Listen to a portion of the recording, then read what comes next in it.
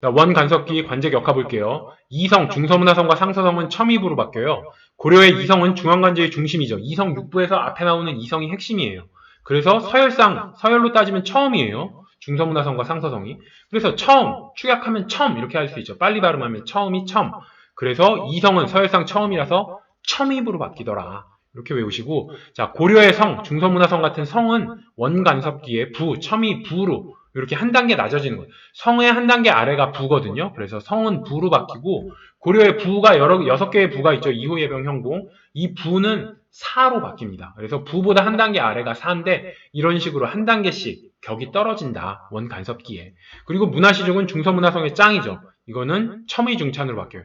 첨의 부로 바뀌니까 이성이 첨의 부로 바뀌니까 문화시중이 중서문화성의 짱이니까 첨이 중찬으로 바뀐다. 이렇게 생각하시면 되고, 자, 중추원은 밀직사로 바뀌어요. 중추원이 뭐예요? 왕명 출납을 담당하는 거죠. 그래서 왕명을 몰래 받드는 기관이에요. 중추원이. 그러니까 몰래 왕명을 은밀히 받드니까 밀직, 은밀한 직이라고 할 수 있어요. 그렇게 연결하셔서 중추원은 밀직사, 은밀한 직. 왜? 왕명을 은밀히 받드니까. 이부와 예부는 전리사로 바뀌어요. 여기선 일단 이부, 전리사를 이게 두음법칙이라고 생각하면 전이사라고 생각할 수 있겠죠. 그래서 이부가 전이부로 바뀌는구나. 이렇게 생각하셔서 이부가 전이부 이렇게 바뀌는데 이부뿐만이 아니고 2호 예병 현공 중에서 이와 글씨가 가장 비슷한 게 뭐예요? 예죠. 예 안에는 이라는 글씨가 들어있는 거잖아요. 그래서 예부도 같이 바뀌더라. 이부와 예부가 전리사로 바뀌더라. 이부가 전리사로 바뀔 때 이와 글씨가 비슷한 예부도 같이 전리사에 포함되더라. 이렇게 생각을 하시면 됩니다. 자, 그리고 공부는 폐지가 돼버려요. 그래서 이성은 일부로 중서문화성과 상서성 이 두 개의 성은 첨이부라는 한 개의 부로 바뀌고요. 6개의 부, 2호 예병 현공은 4개의 사로 바뀌는데 하나는 이 이부와 예부 두 개의 부가 하나의 사, 전리사로 하나로 바뀌면서 하나가 줄어들었죠. 부에서. 그리고 공부가 폐지됨으로 인해서 또 하나의 부가 줄어들어서 6개의 부가 4개의 사로 바뀌더라. 이렇게 먼저 생각을 해 놓으시고, 자, 공부가 폐지된 건 공허한 공부는 폐지됐다. 그래서 상대적으로 공부, 이게 좀 존재감이 없어요. 그래서 고려시대 원간섭기 때 관제 격화될 때 아예 공부는 뭐 없어져 버리거든요. 존재감이 없다. 이렇게 생각하시면 돼요. 그래서 뭐 공부는 공부하느라 관제격화 대상에서도 빠졌다. 이렇게 생각하셔도 되고, 이 공부가 얼마나 존재감이 없냐면은 조선시대 비변사 구성할 때도 이 공조만 비변사 구성에 빠져요. 존재감이 없기 때문에.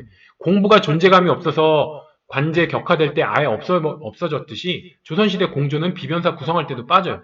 공조하고 공 달라고 그래서 공 가지고 와서 놀다 빠졌다. 이렇게 외우셔도 되고, 일단 공조 관련해선 존재감이 없다. 공허하다. 존재감이 공허하다. 이렇게 생각하시면 돼요. 자, 호부는 판도사로 바뀌어요. 호부에서 호가 집호예요. 그래서 집집마다 세금을 징수했기 때문에 호부가 하는 핵심적인 일이 바로 세금 징수예요. 그럼 이 호부가 판도사로 바뀐 거 어떻게 외우냐? 판도가 이게 널판지 할 때의 판이에요. 나무 판때기. 판에 도가 그림도예요. 나무판에 이 세금을 걷어야 할 집을 그림을 그렸다. 이렇게 생각하시면 돼요. 판도가 나무판에 그림을 그렸는데 어떤 그림을 그렸냐면 세금을 걷어야 될 집들을 지도처럼 그린 거예요. 지도라고 생각하시면 돼요. 그러니까 원간섭기에 원나라가 우리나라를 통치할 때 우리나라 지리와 언어에 약하니까 원이 집집마다 이 세금을 걷어야 되는데 호부가 세금을 걷어야 되는데 걷기 위해서 이 나무판에다가 집집마다 지도를 그려 넣은 거예요. 지도를 그려 넣었다 이렇게 생각하셔서 판도가 나무판에 그림을 그려서 지도를 그려서 지도에 따라서 세금을 징수했다 이렇게 생각을 하셔서 호부는 세금 징수하는 곳인데 세금 걷기 위해서 나무판에다 그림을 그려놓고 세금을 징수했지 이렇게 연결하시면 돼요. 그리고 병부는 군부사로 바뀌는데 병부가 하는 일이 군대 담당하는 거니까 군부사 이건 뭐 어려울 게 없죠. 형부가 법 집행하는 곳이잖아요. 그러니까 전법사 법이 들어가니까 이것도 어려울 게 없습니다. 그리고 어사대는 감찰사로 바뀌었어요. 암행어사가 지방사또 감찰하는 거잖아요. 그러니까 관리들 감찰하는 거니까 관찰사로 바뀌었고 도병마사는 좀 더 권력을 키워주면서 충렬왕 때 도평의사사로 바뀌었다. 이걸 충렬왕 할 때 했었죠. 그리고 국자감은 뭐 이제 선왕 때 중국 느낌 나는 성리학을 들여오고 성균관이라는 이름으로 바뀌었다. 자, 원간섭과 관련된 것들 볼게요. 동로화. 세자나 귀족자재 인질로 잡는 걸 동로화라고 해요. 여기서 동로가 몽골어로 인질이란 뜻이거든요. 그렇게 외우셔도 되고 아니면 홀로 독. 이게 독이 홀로독이라고 생각하시면은 홀로와 이렇게 생각할 수 있겠죠. 이게 홀로독이니까. 그래서 홀로, 동로화가 홀로라는 뜻이라고 생각하시면 타국에 홀로 인질 잡힌 거 생각하셔서 연상하셔서 동로화, 홀로, 인질 홀로 잡힌 거 이렇게 연상하셔서 이게 인질이구나 이렇게 외우셔도 됩니다. 중조 사건은 중조가 다시 중에 임금조예요. 그래서 임금 2번 하는 걸 중조라고 그래요. 그래서 집권 세력, 원나라의 집권 세력이 변했을 때 이 고려를 효과적으로 통제하기 위해서 고려 국왕도 이제 교체를 하는 거예요. 그래서 충렬왕과 충선왕을 보면 충선왕 때 조비무고 사건으로 충선왕이 왕을 하다 잘리고 다시 충렬왕이 왕을 했었고요. 충수왕과 충혜왕은 충수왕이 충혜왕한테 왕을 넘겨줬는데 얘가 완전 상또라이예요. 충혜왕이. 그래서 충혜왕을 몰아내고 다시 충수왕이 한 번 더 왕을 했습니다. 심양왕 제도는 남만주, 심양, 청나라의 영토예요. 심양 일대에 고려인들이 살고 있는데 이 고려인들을 통치하는 왕이에요. 그래서 고려 왕족을 임명했어요. 그러니까 고려에 고려왕이 있고 심양 지역에 고려인들이 살고 있으니까 심양에도 또 한 명의 왕을 정한 거예요. 그러니까 심양왕이랑 고려왕 사이에서 다툼이 빈발했습니다. 그래서 저희 충선왕이 원나라에 잘 보여서 고려왕이랑 심양왕을 겸직을 했어요. 근데 이 충선왕이 심양왕은 조카 왕고한테 넘겨주고 고려왕은 아들 충수왕에게 넘겨준 거예요. 그러니까 이제 심양왕과 이 고려왕, 왕고와 충수왕 사이에서 다툼이 굉장히 빈발했다. 입성책동은 성을 세우다 이런 얘기예요. 이 성이 원나라에 있는 행정체제 중에 하나거든요, 성이. 그러니까 고려라는 나라를 없애고 대신 원나라 소속의 행정체계, 성을 세워서 고려를 통치해라. 그러니까 고려국가 자체를 없애고 새로운 행성을 둬서 고려를 원나라가 그냥 통치하는 거예요.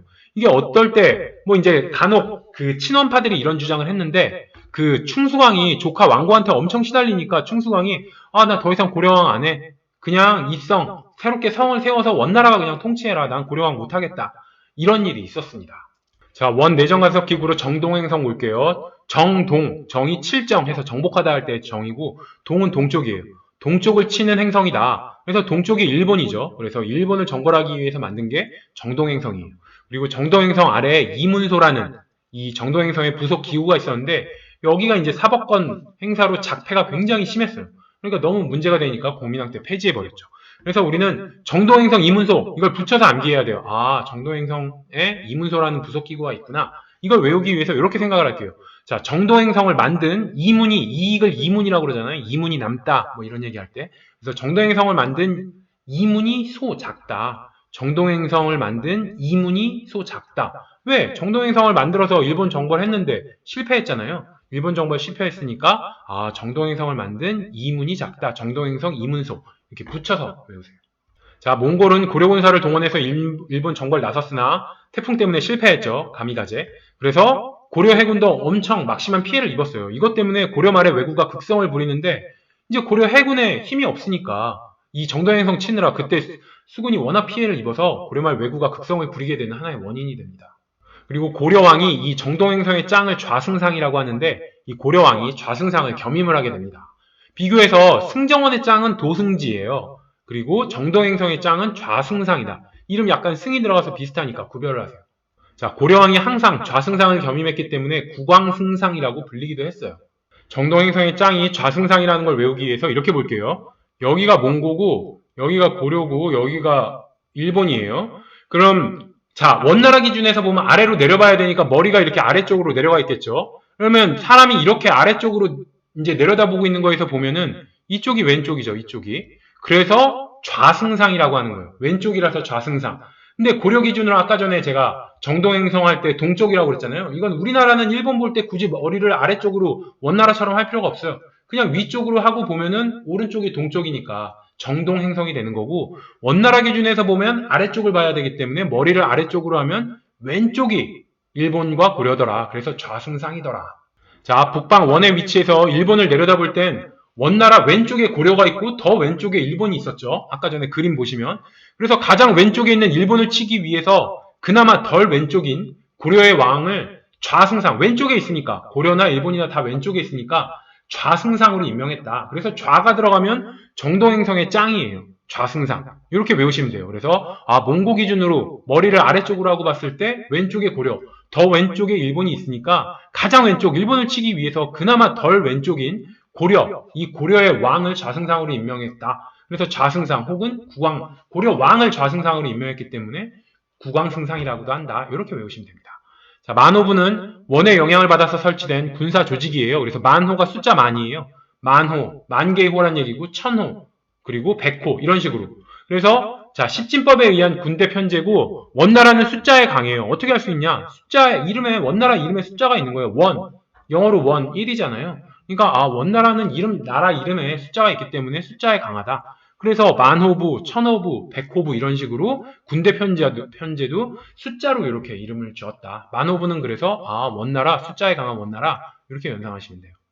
순마소는 원 간섭기의 순사 역할을 한 거예요. 그래서 순마소에서 순을 보고 순사, 일제시대 순사처럼 그래서 치안을 담당했다. 순사가 경찰이니까 치안 담당하는 거잖아요. 그래서 순마니까 말 타고 순찰을 했구나 이렇게 생각하시면 됩니다. 자, 다루가치는 내정 간섭하는 민정감찰관이에요. 그래서 몽골어로 다루가 속박하다라는 뜻이고 아치는 지금도 쓰는데 장사아치 이런 것처럼 사람이란 뜻이에요. 아치가. 그래서 다루가 속박하다라는 뜻인데 우리는 이렇게 생각할게요. 애 다루듯이 다루는 사람이 다루아치예요. 다루가치, 가치는 장사아치 생각하셔서 사람이라고 생각하시면은 다루는 사람. 그래서 애 다루듯이 다루는 사람. 애 다루듯이 다룬다는 게 무슨 얘기예요? 속박한다는 얘기죠. 애는 굉장히 이제 속박을 하게 되잖아요. 길 건널 때도 조심해라, 뭐 하지 마라, 위험한 데 가지 마라, 막 이런 식으로 애를 속박하니까 애 다루듯이 다루는 사람. 그래서 내정, 막 이것저것 간섭하고 속박하는 사람. 이렇게 연결하시면 됩니다. 자, 응방은 해동청의 사육을 담당하는 곳이고, 응방이 그래서 해동청이 매예요. 그래서 매 사육을 담당하는 거고, 응이 매응자거든요. 매응. 그래서 우리 보통 매 눈으로 이렇게 쳐다보는 걸 응시한다 이러잖아요. 이 응시라는 말에서 응이 매응이구나. 그래서 응방이면 매 사육을 담당하는 곳 이렇게 외우시면 됩니다. 자, 부마국의 부마는 임금의 사위란 얘기고 고려왕이랑 원곤주간에 결혼했잖아요. 그래서 고려왕을 충자 돌림을 많이 썼고요. 그 시작은 고려 원종이 쿠빌라이 왕 되도록 돕고 난 다음에 부탁한 거죠. 쿠빌라이한테 내 아들이랑 당신 딸이랑 결혼시키자. 그래서 충렬왕과 쿠빌라이의 딸이 결혼하면서 고려가 원나라의 부마국이 됩니다. 자, 동경총관은 만주 일대의 고려인들 통치 기관이에요. 동경총관이. 당시 원나라는 초강대국이었어요. 지금으로 따지면 미국 같은 존재였겠죠. 그래서 사람들이 이 원나라 근처에 사는 고려인들을 굉장히 동경했다.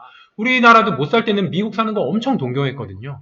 그런 것처럼 고려인들이 원나라 근처에 사는 고려인들을 굉장히 동경했다. 그렇게 생각하셔서 만주 일대면은 원나라 지역이잖아요. 그러니까 동경받는 이 만주 일대 고려인들을 통치하는 동경총관이다.